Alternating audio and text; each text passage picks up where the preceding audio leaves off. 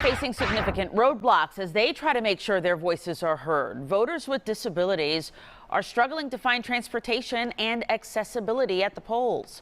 News Edge reporter Brittany Edney introduces us to several people who explain the changes that could help make the act of voting more accessible to everyone. So, you ready to go?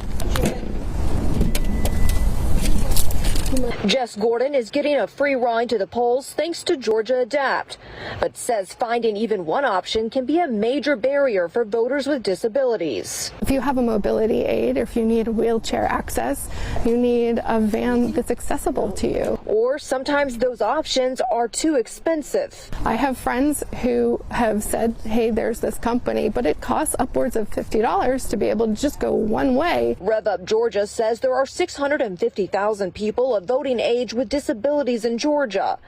Gordon explains how absentee ballots don't eliminate challenges. What about those people who can't fill out their ballot on their own? Gordon shows us how getting to a polling location is just one part in a very long and exhausting process.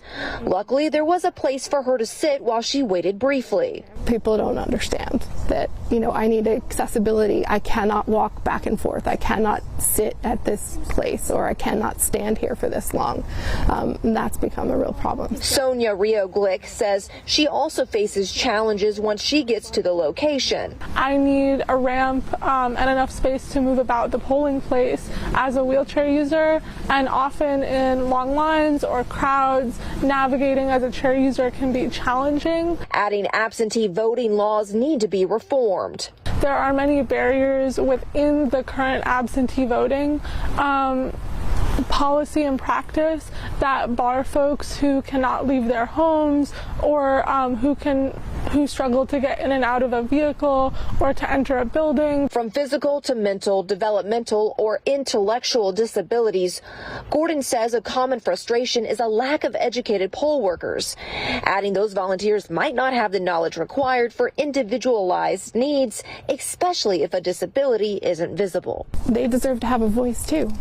Georgia Adapt says that during the general election, they gave 150 rides to the polls, and now for the runoff, they have scheduled around 300, so nearly double that number. In DeKalb County, I'm Brittany Edney, Fox 5 News.